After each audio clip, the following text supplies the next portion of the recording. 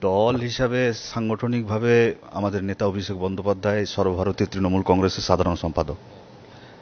তো নিশ্চিতভাবে সাংগঠনিক বিষয়ে আলোচনা হয়েছে। আর পূর্ব মেদিনীপুর জেলা যেহেতু আন্দোলনের জেলা, নন্দীগ্রামের আন্দোলন, পরবর্তী পর্যায়ে পরিবর্তন, স্বাভাবিকভাবে সেই আন্দোলনের ভূমিকাকে সামনে রেখে কিছু আলোচনা হয়েছে।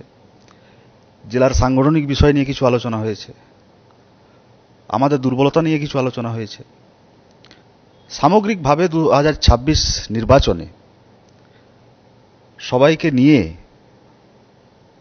একটা ভালো ফল দেব, এই আশ্বাসটুকু আমাদের পক্ষ থেকে দিয়ে আসা হয়েছে আমাদের নেতা অভিষেক বন্দ্যোপাধ্যায়কে। তো আপনাদের মাধ্যমে আশ্বস্ত করতে চাই, মেদিনীপুরের যে মাটি, 2021 নির্বাচন যদি আপনারা দেখেন, বিজেপির যে সেই পরিবর্তনের স্লোগান আব কি বার 200 পার, সেঞ্চুরি পার করতে পারেনি। তার প্রধান কারণ হচ্ছে ওই বেঈমান গেদ্দার শুভেন্দু অধিকারী। কারণ যে মমতা বন্দ্যোপাধ্যায়ের আঁচলের তলায় মমতাময়ী মায়ের কাছ থেকে বড় হয়েছে, তারপরে ঠিক বিধানসভা নির্বাচনের আগে তিনি বড় বড় কথা বলছেন যে আমি সব ছেড়ে এসেছি। ছেড়ে আসা কাকে বলে? তার যদি সৎ সাহস থাকতো তাহলে মন্ত্রিত্ব 2 বছর আগে ছাড়তে পারতেন। তার সৎ সাহস যদি থাকতো, তিনি মন্ত্রিত্ব আর 35টা দপ্তর যে পরিবার কবজা করে রেখেছিল, পরিবারতন্ত্র কবজা করে রেখেছিল পূর্ব মেদিনীপুর জেলার উপরে, 2 বছর 3 বছর আগে যদি ছেড়ে বিজেপিতে যেত, তাহলে কত বড় বাপের বেটা শুভেন্দু অধিকারী ছিল বোঝা যেত। শুভেন্দু অধিকারী কোনো নেতা নয়, ও প্রত্যেকটা দলের কাছে লাইবিলিটি, সেটা প্রমাণিত হয়ে গেছে 2021 সালে। যে কি আছে, ওকে নেতা বলে আমি মনে করি নাকি? ওকে নেতা বলেই মনে করি না। কোনো আন্দোলনে তার ভূমিকা আছে নাকি? নন্দীগ্রাম আন্দোলন, নন্দীগ্রাম আন্দোলনের ভূমিকা, তা নন্দীগ্রাম আন্দোলনে এতগুলো কেস হলো, তাহলে সিপিএম এর সঙ্গে সেটিং ছিল না? আন্দোলনের সঙ্গে কোনো কম্প্রোমাইজ ছিল? নন্দীগ্রামের মানুষ এতগুলো কেস খেয়েছেন, আজকে কেস রিওপেন হয়েছে, আমরা সেটাকে নিয়ে আইনিভাবে দেখছি, এবং নন্দীগ্রাম আন্দোলনকে পিছন থেকে ছুরি মারা হয়েছে। ক্যাবিনেটে বসে সিদ্ধান্ত হয়েছে যে পলিটিক্যাল কেস উইথড্র করা হবে। সেটা আইনতভাবে মাননীয় কলকাতা হাইকোর্ট যা অবজারভেশন দিয়েছেন, তার বিরুদ্ধে কি আইনত স্টেপ নেওয়া যায় বা কি নেওয়া যায় সেটা দেখছি।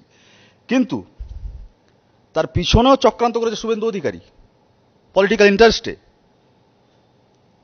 শুভেন্দু অধিকারী কোনো গণ আন্দোলনে কেন, একটাও কোনো আন্দোলনে তার নাম নেই?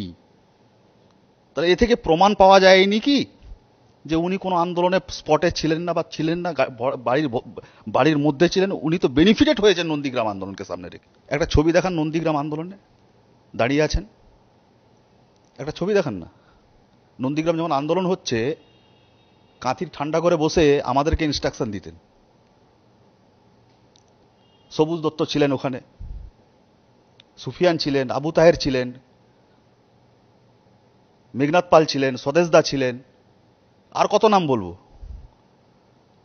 মানে অধিকারী ফ্যামিলি থেকে কেউ ছিল না বলছেন? অধিকারী ফ্যামিলি বেনিফিটেড হয়েছে, নন্দীগ্রাম আন্দোলনকে সামনে রেখে তোলা তুলেছে। নন্দীগ্রাম আন্দোলনে যখন ফান্ডিং হতো, সব অধিকারী ফ্যামিলি ওখান থেকে বড়লোক হয়েছে। আরে নন্দীগ্রাম আন্দোলনের আগে অধিকারী ফ্যামিলি কি ছিল? একটা ঢরঢরে ট্যাক্সি নিয়ে ঘুরে বেড়াতো। নন্দীগ্রাম আন্দোলনের আগে অধিকারী ফ্যামিলি কি ছিল? সিপিএম এর সঙ্গে সেটিং করে তো চলতো। অধিকারী ফ্যামিলিকে আমার চেয়ে বেশি কেউ চেনে না। আর জঙ্গলমহল, ও জঙ্গলমহলে প্রবেশ করেছে 2010 সালের পর। নেতায়ের গণহত্যা, প্রথম ডেড বডিটা চলেছিলাম আমি এবং মুনমুন চৌধুরী খড়গপুরের, তারপরে তো উনি গেছিলেন। কোনো গণ আন্দোলনে ওনার কোনো ভূমিকা নেই। মমতা বন্দ্যোপাধ্যায়ের নেতৃত্বে এবং তার নির্দেশে আমরা আন্দোলন করেছি, উনি বেনিফিটেড হয়েছেন। এবং বেইমানি করেছেন আমার জেলার প্রতি, জেলাকে বেইমানি করেছেন, জেলাকে লুট করেছেন। এবং আজ নতুন নতুন হিন্দুত্বের জয়গান করছেন। একটা হাসি লাগছে আমার, যদিও বলা উচিত নয়। ওনার রাজনীতির জন্ম কিন্তু সব সংখ্যালঘু সম্প্রদায়ের মানুষকে নির্ভর করে রাজনীতির জন্ম হয়েছে।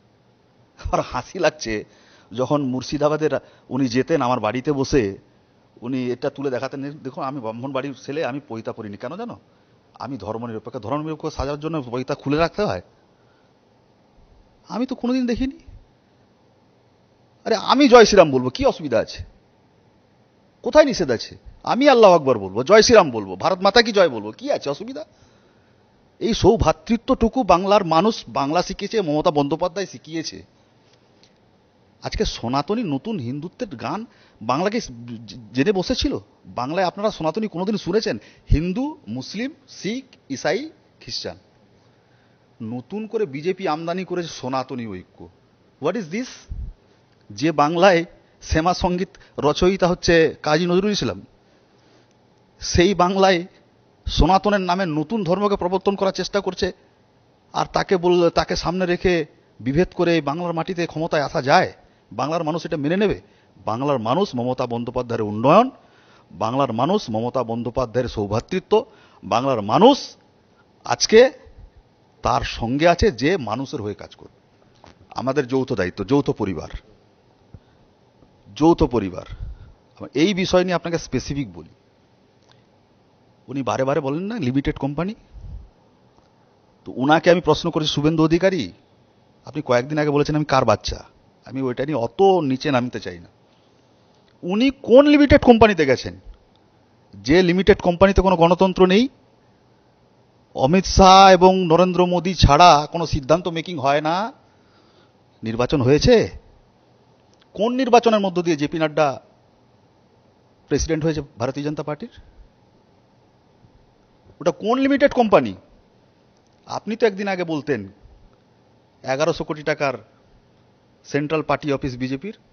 কোন মুখ নিয়ে বলবেন? টিভিগুলো চালাবো?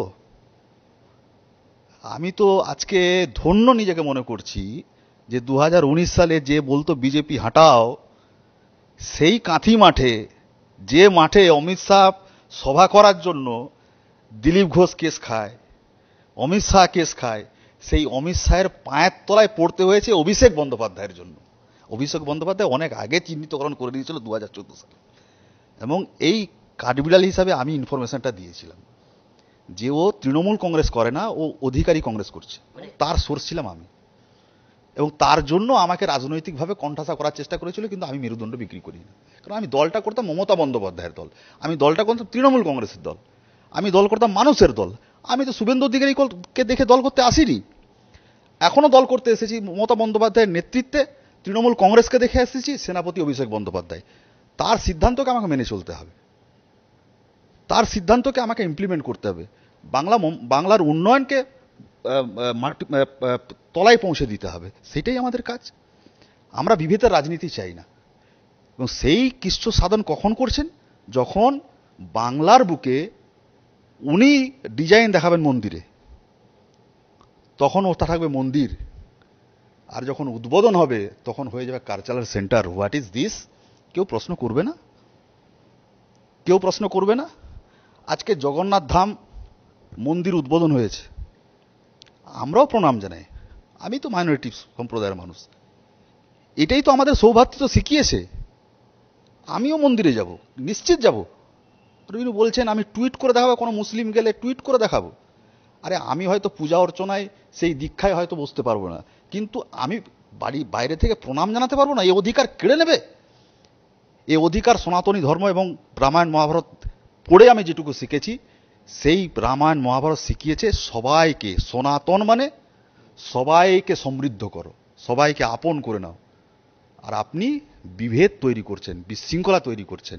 এবং মমতাময়ী মাকে, মমতা বন্দ্যোপাধ্যায়কে, যাকে একদিন প্রণাম করতেন, শ্রদ্ধা করতেন, রাজনৈতিক আপনি আক্রমণ করতে পারেন, রাজনৈতিক বিরোধ থাকতে পারে, আপনি খালা ফুফু করছেন। আপনি আপনার ধর্মকে অপমান করছেন, একজন ব্রাহ্মণ মহিলাকে অপমান করছেন, মানে আপনি আপনার ধর্মকে অপমান করছেন। তাই সাবধান।